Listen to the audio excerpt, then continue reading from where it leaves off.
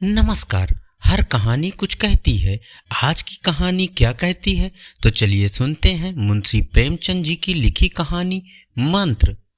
संध्या का समय था। डॉक्टर चड्ढा गोल्फ खेलने के लिए तैयार हो रहे थे। मोटर द्वार के सामने खड़ी थी कि दो कहार एक डोली लिए आते दिखाई दिए। डोली के पीछे एक बूढ़ा लाठी टेकता चला आ रहा था। डोली द्वार के सामने आकर रुक गई। डॉक्टर साहब ने द्वार से ही गरज कर पूछा, कौन हो, क्या चाहते हो?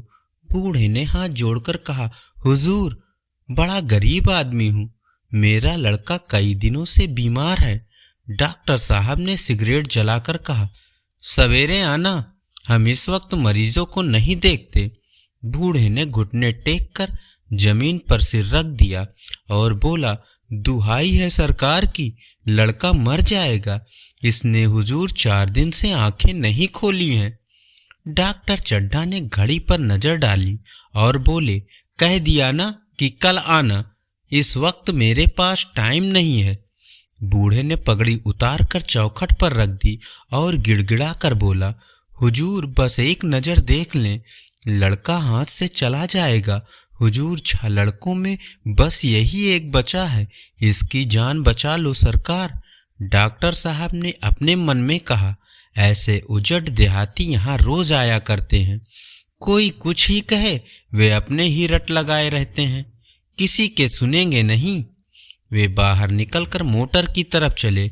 बूढ़ा यह कहता हुआ उनके पीछे दौड़ा, सरकार बड़ा धर्म होगा, हुजूर दया कीजिए, बड़ा दीन दुखी हूँ, संसार में कोई नहीं है, बस यही लड़का सहारा है। डॉक्टर साहब ने उसकी ओर मुंह फेर कर देखा तक नहीं। मोटर पर बैठकर बोले, कह दिया ना कि कल आना। मोटर चली गई। बूढ़ा कई मिनट तक मूर्ति की भांत निश्चल खड़ा रहा।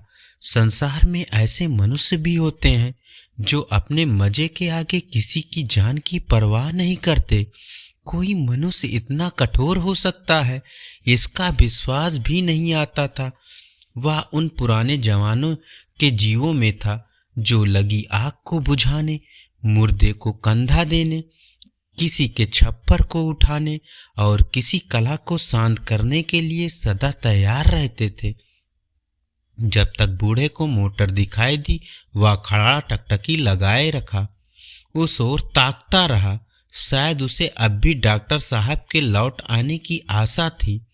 फिर उसने कहारों से डोली उठाने को कहा। डोली जिधर से आई थी उधर ही चली गई। चारों ओर से निराश होकर वह डॉक्टर चड्ढा के पास आया था। उनकी बड़ी तारीफ सुनी थी।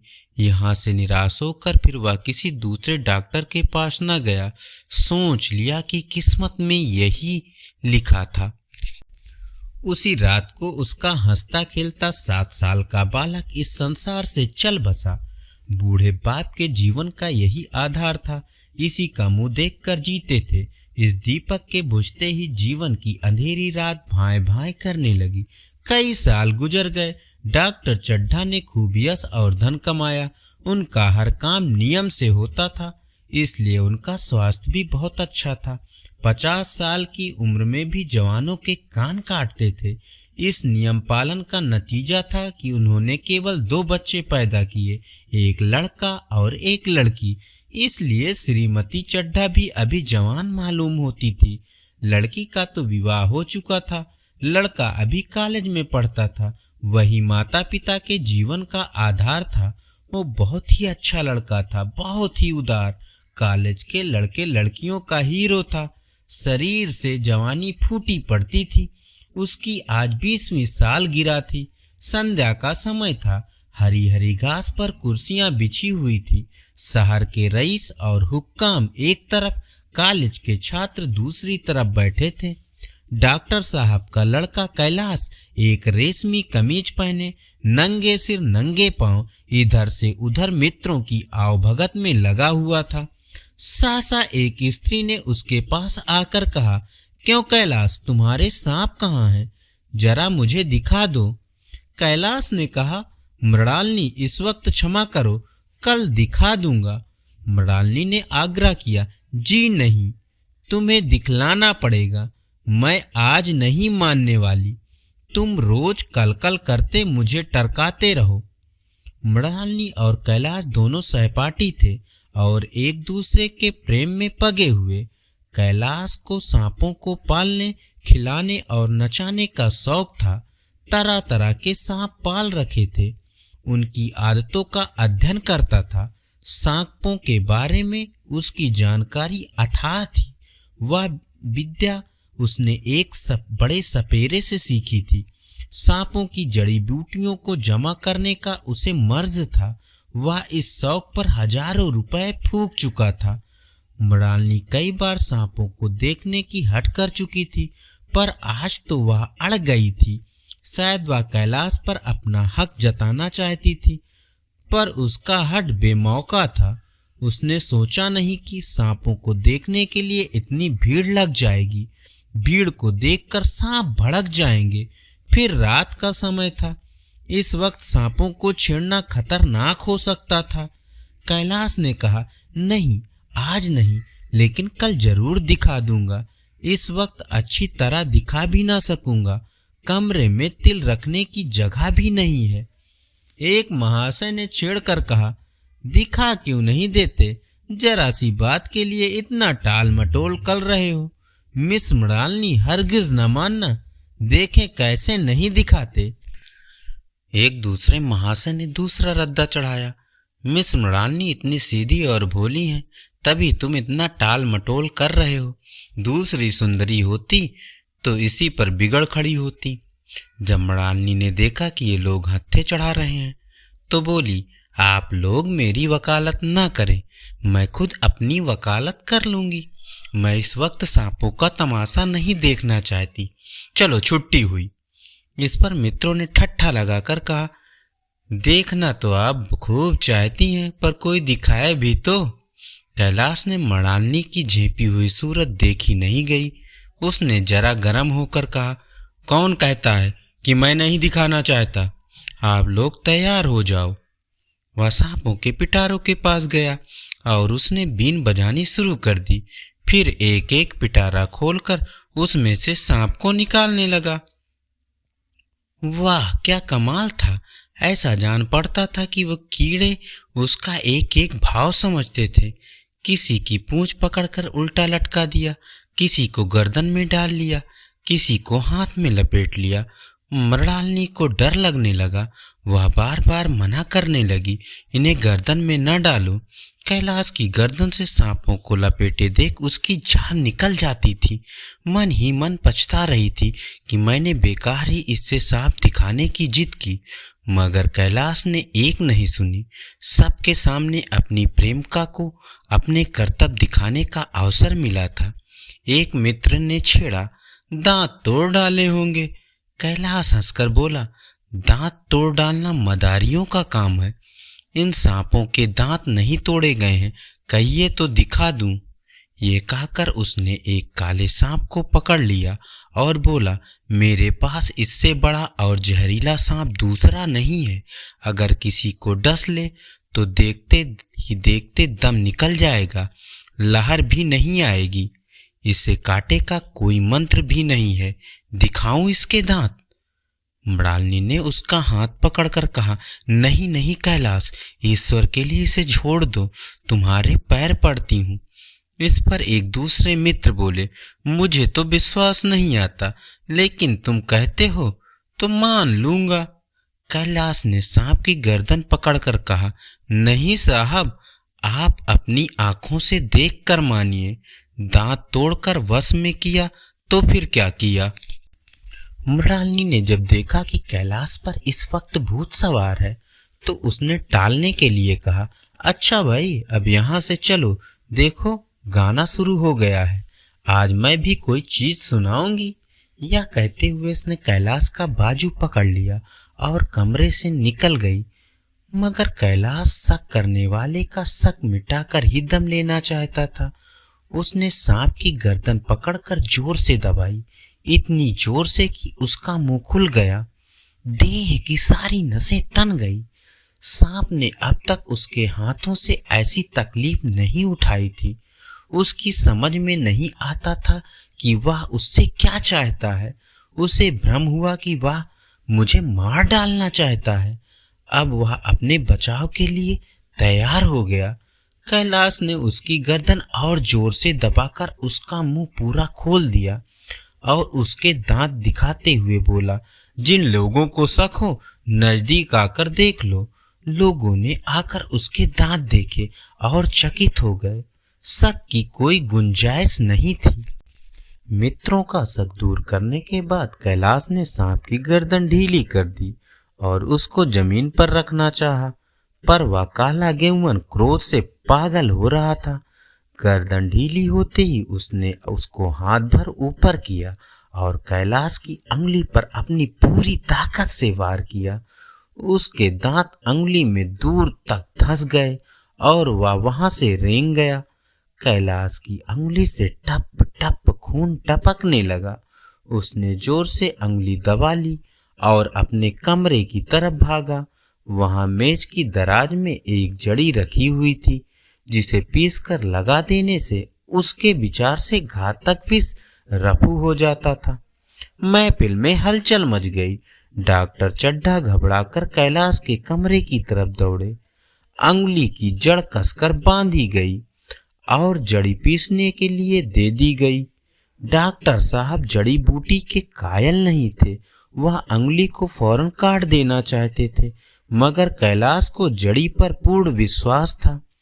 मृणालिनी आंखों में आंसू भरे कैलाश की अंगुली से टपकते हुए खून को अपने रुमाल से पोंछ रही थी कि कैलाश की आंखें बंद होने लगी। ओंठों पर नीलापन दौड़ने लगा। उसमें खड़ा रहने की ताकत नहीं रही। वह फर्श पर बैठ गया। इतने में जड़ी पिस कर आ गई। मृणालिनी ने अंगुली पर लेप किया। 1 मिनट और बीता। कैलाश की आंखें बंद हो गई। वह लेट गया और हाथ से पंखा झलने का इशारा किया। माँ ने दौड़कर उसका सिर गोद में रख लिया और बिजली का टेबल फैन लगा दिया। डॉक्टर साहब ने झुककर पूछा, बेटा कैसी तबीयत है? कैलाश ने धीरे से हाथ उठा दिया, पर उसके मुंह से कोई आवाज नहीं निकली। मृणालिनी ने रुआंसी आवाज में कहा, क्या जड़ी कुछ भी असर नहीं करेगी? डॉक्टर साहब ने माथा टोक कर कहा, क्या बताऊं, मैं इसकी बातों में आ गया। अब तो अपने इलाज से भी कुछ फायदा नहीं होगा। कैलाश की हालत बिगड़ती ही गई, यहाँ तक कि उसकी आंखें पथरा गई, हाथ पांव ठंडे हो गए, मुख की चमक मलिन पड़ गई, नाड़ी का कहीं पता नहीं था। मौत के सारे लक्षण दिखाई देने लगे। घर में कोहराम मच गया। मृणालिनी एक और सिर पीटने लगी। माँ अलग पछाड़े खाने लगी। डॉक्टर चड्ढा को मित्रों ने पकड़ लिया, नहीं तो वह अपनी गर्दन पर ही नस्तर चला लेते।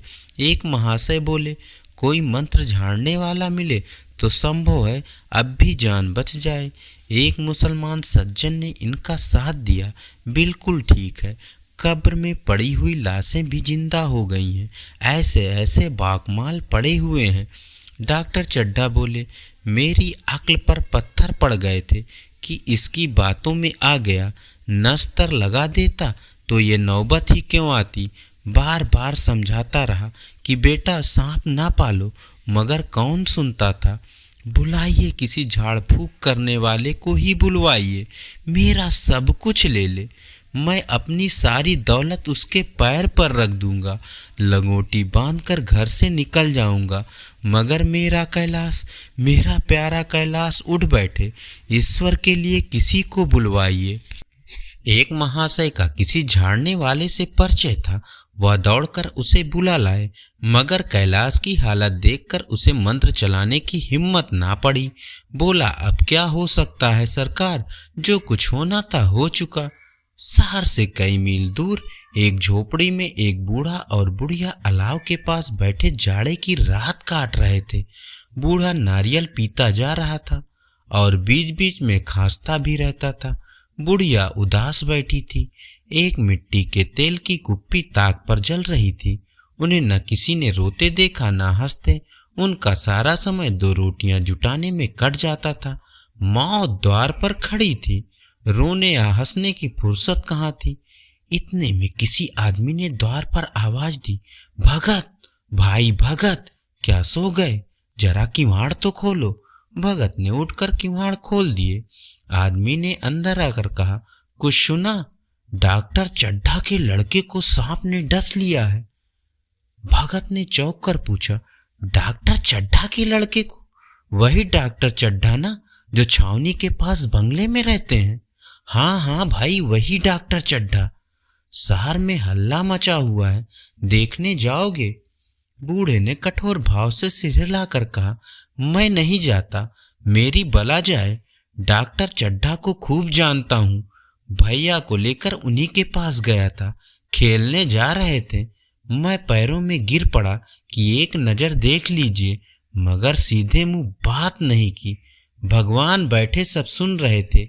आज जान पड़ेगा कि बेटे का गम क्या होता है। कई लड़के हैं? नहीं, बस यही एक लड़का था। सुना है सबने जवाब दे दिया है। भगवान सब कुछ देखता है। उस वक्त मेरी आंखों से आंसू निकल पड़े थे, पर उन्हें तनिक दया नहीं आई थी। बेरहमी का बदला मिल गया। जैसा मेरा बेटा ठंडा हो गया था, उसी तरह आज उसका बेटा ठंडा हो गया। आज मैं चैन की नींद सोऊंगा। बुढ़ा बुढ़िया से बोला, जरा तमाकू ले आ, एक चिलम और पीऊंगा। अब मालूम होगा लाला को, सारी साहिबी निकल जाएगी। हमारा क्या बिगड़ा? जहां छा गए थे वहां एक और चला गया। हम तो दुख के आदी हो चुके थे। तुम्हारे ऊपर तो यह पहला पहाड़ टूटा है बच्चा। इस बोझ तले दबकर रह जाओगे। उसी अपने एक लड़के के वास्ते सबका गला दबा दबा कर इतना धन इकट्ठा किया था ना। अब क्या करोगे? एक बार खैरियत पूछने जरूर जाऊंगा, पर अभी नहीं। इस समय तो मेरे मुन्ना की सूरत भी मेरी आंखों के सामने नाचने लगी है। उसी निर्दयी ने मेरे मुन्ना की जान ली है। अपने खेल के पीछे उस पत्थर दिल ने मेरे मुन्ना को देखा तक नहीं। भगत के लिए यह जीवन में पहला अवसर था कि ऐसा समाचार पाकर वह बैठा रहा। 80 वर्ष के जीवन में ऐसा कभी नहीं हुआ था कि सांप डसने की खबर पाकर वह दौड़ना पड़ा हो। माघ पूस की अंधेरी रात, चैत बैसाख की तपती धूप और लू, सावन भादों की चढ़ी हुई नदी और नाले, उसने किसी की परवाह नहीं की थी। वह तुरंत घर से निकल पड़ता था। बेमतलब लेन देन का विचार उसके दिल में कभी नहीं आया। जान का मूल्य कौन दे सकता है? यह एक पुण्य कार्य था। सैकड़ों निराशों को उसके मंत्रों ने जीवन दान दे दिया था, पर आज वह घर से कदम नहीं निकाल सका।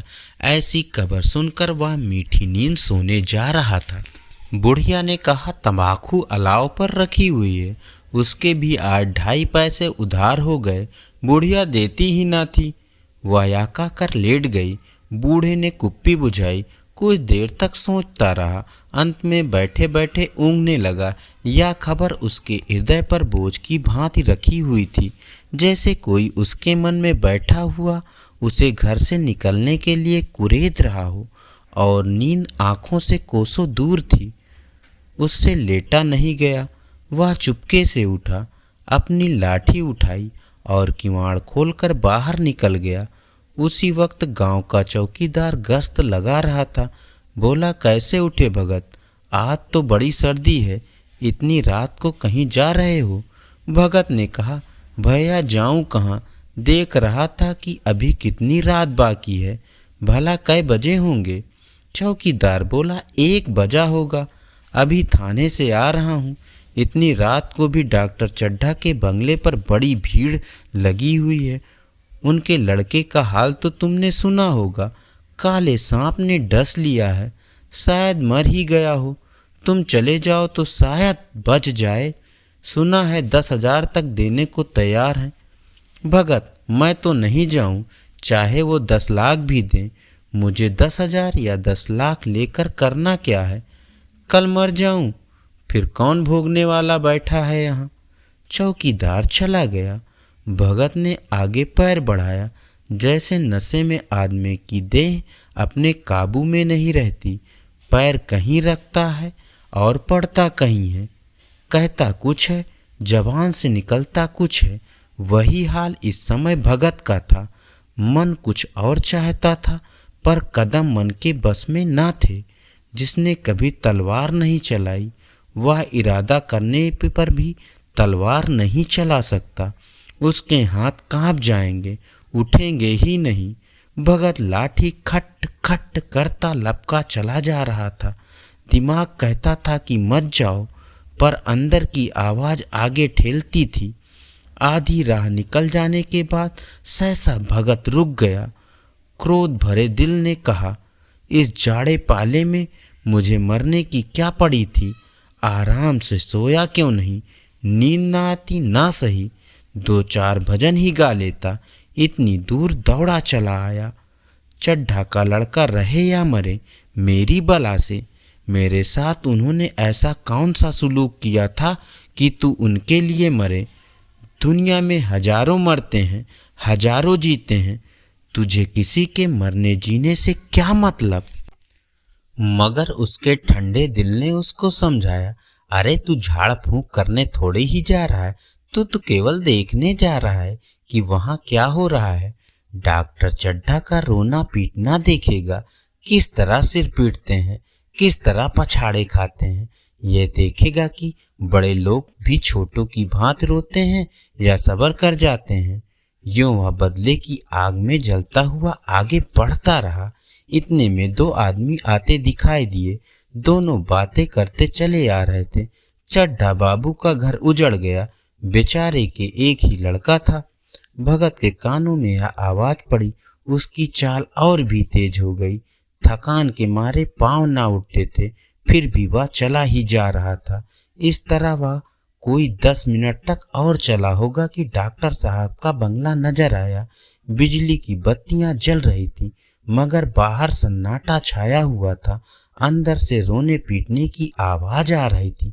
भगत का कलेजा धक धक करने लगा कि कहीं मुझे देर तो नहीं हो गई। वह दौड़ने लगा। अपनी उम्र में वह इतना तेज कभी न दौड़ा था। ऐसा लगता था मानो मौत उसका पीछा कर रही है। 2 बज चुके थे। मेहमान विदा हो गए थे। अब रोने वालों में केवल आकाश के तारे रह गए थे और सभी रो रो कर थक चुके थे। बड़ी उत्सुकता के साथ लोग रह रह कर आकाश की ओर देखते थे कि किसी तरह सुबह हो और लाश गंगा की गोद में दे दी जाए। सहसा भगत ने द्वार पर पहुंचकर आवाज दी। डॉक्टर साहब समझे कोई मरीज आया होगा। कोई और दिन होता तो उन्होंने उसको अंदर से ही दुत्कार दिया होता, मगर आज वो बाहर निकल आए। देखा एक बूढ़ा आदमी खड़ा है, लाठी के सहारे खड़ा कांप रहा था। बड़ी नम्रता से बोले, क्या है भाई, आज तो हमारे ऊपर ऐसी मुसीबत पड़ गई है कि कुछ कहते नहीं बनता। फिर कभी आना। इधर 1 महीने तक तो शायद मैं किसी भी मरीज को ना देख सकूंगा। भगत ने कहा, आपकी मुसीबत सुन चुका हूँ बाबूजी, इसलिए आया हूँ। भैया कहाँ पड़ा है, जरा मुझे दिखा दीजिए। भगवान बड़ा कारसाज है, मुर्दे को भी जिला सकता है। कौन जाने अब भी उसे दया आ जाए। चड्ढा ने उदास स्वर से कहा, चलो देख लो, मगर 3-4 घंटे हो चुके हैं। जो कुछ होना था हो चुका है। बहुतेरे झाड़ फूंक करने वाले देख देख कर चले गए। डॉक्टर साहब को आशा क्या होती। हाँ, बूढ़े पर दया आ गई। अंदर ले गए। भगत लाश को थोड़ी देर तक देखता रहा, फिर मुस्कुराकर बोला, अभी कुछ नहीं बिगड़ा है बाबूजी। नारायण चाहेंगे तो आध घंटे में भैया उठ बैठेंगे। नाहक दिल छोटा कर रहे हैं आप। जरा कहारों से कहिए पानी भर कर लाएं और भैया के ऊपर डालते जाएं। कहारों ने पानी भर भर कर कैलाश के ऊपर डालना शुरू कर दिया। कहारों की फौज लग गई थी। मृणालिनी भी कलसा लिए पानी भर भर कर ला रही थी। बूढ़ा भगत खड़ा मंत्र पढ़ रहा था, मानो विजय उसके सामने खड़ी थी। जब एक बार मंत्र समाप्त हो जाता, तब वह एक जड़ी कैलाश को सूंघा देता। इस तरह न जाने कितने घड़े पानी कैलाश के ऊपर डाले गए और न जाने कितनी बार भगत ने मंत्र फूका। आखिर जब उषा ने अपनी लाल लाल आंखें खोली तो कैलाश की भी लाल लाल आंखें खुल गई। एक क्षण में उसने अंगड़ाई ली और पानी पीने को मांगा। डॉक्टर चड्ढा ने दौड़कर नारायणी को गले लगा लिया। नारायणी दौड़कर भगत के पैरों पर गिर पड़ी। मृणालिनी कैलाश के सामने आंखों में आंसू भरे पूछने लगी, अब कैसी तबीयत है? एक क्षण में चारों तरफ खबर फैल गई। सब लोग मुबारकबाद देने के लिए आने लगे। डॉक्टर साहब बड़े श्रद्धा भाव से हर एक के सामने भगत का यश गाते फिर रहे थे। सभी लोग भगत के दर्शन के लिए उत्सुक हो उठे, मगर अंदर जाकर देखा तो भगत का कहीं पता न था। नौकरों ने कहा, अभी तो यहीं बैठे चिलम पी रहे थे, हम लोग तमाकू देने लगे तो नहीं ली। अपने पास से तमाकू निकाल कर चिलम भरी। यहाँ तो भगत की चारों ओर तलाश होने लगी और वहां भगत लपका हुआ घर की तरफ चला जा रहा था कि बुढ़िया के उठने के पहले पहुंच जाऊं। जब मेहमान चले गए तो डॉक्टर साहब ने नारायणी से कहा, बुढ़ा ना जाने कहाँ चला गया, एक चिलम तमाकू का भी रवादार ना हुआ। नारायणी, मैंने तो सोचा था इसे कोई बड़ी रकम दूंगी। चड्ढा बोले, रात को तो मैंने उसे नहीं पहचाना, पर दिन निकलते ही पहचान गया। एक बार वह एक मरीज को लेकर आया था। मुझे अब याद आता है कि मैं एक बार खेलने जा रहा था और मैंने मरीज को देखने से इनकार कर दिया था। आज उस दिन की बात याद करके मुझे कितनी शर्म आ रही है, उसे प्रकट नहीं कर सकता। मैं उसे अब खोज निकालूंगा और उसके पैरों पर गिरकर अपना अपराध क्षमा कराऊंगा। वह कुछ लेगा नहीं, ये मैं जानता हूँ। उसका जन्म यश की वर्षा के लिए हुआ है। उसकी सज्जनता ने मुझे ऐसा आदर्श दिखा दिया है जो अब से जीवन भर मेरे सामने रहेगा। धन्यवाद। अभी आप सुन रहे थे मुंशी प्रेमचंद जी की लिखी कहानी मंत्र।